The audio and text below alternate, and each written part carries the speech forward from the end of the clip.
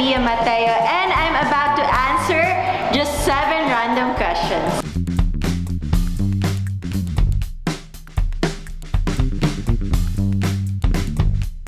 Yes, Rabia is an Indian name which means princess because I am the first female born sa lineage ng dad ko. That's why.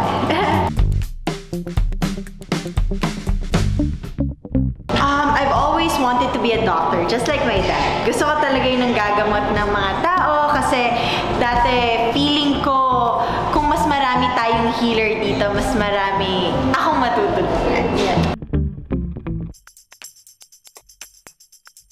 Nako, ang childhood crush ko na si Justin Bieber, pupunta kami ng Venus para malapit lang sa Earth. Para pag na-miss ako ni Jeric, pwede naman akong lumipad-lipad lang.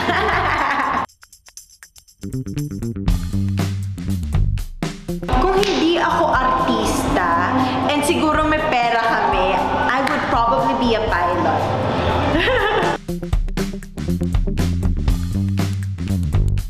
I would say I'm a dog person, and I have 2 dogs, but currently wala sila sa tabi ko because of the demand of my work as an artista. So, kawawa naman kung naiiwan lang yung dogs ko mag-isa sa bahay.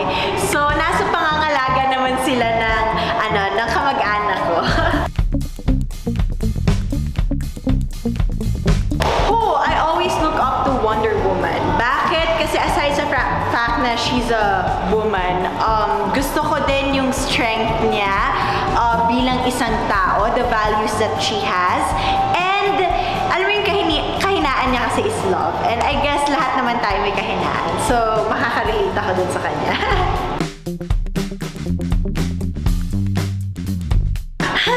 Wala akong talent talaga. Hindi ako marunong kumanta, hindi ako marunong sumayaw.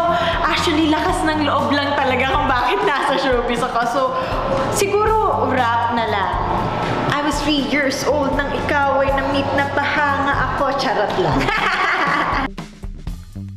Thank you so much for watching this video, mga tiktropa. And don't forget to like this page at i-follow nyo na din ang ATM on their social media account. And also, I would like to promote, you can catch me on TikTok Vlog and Makiling.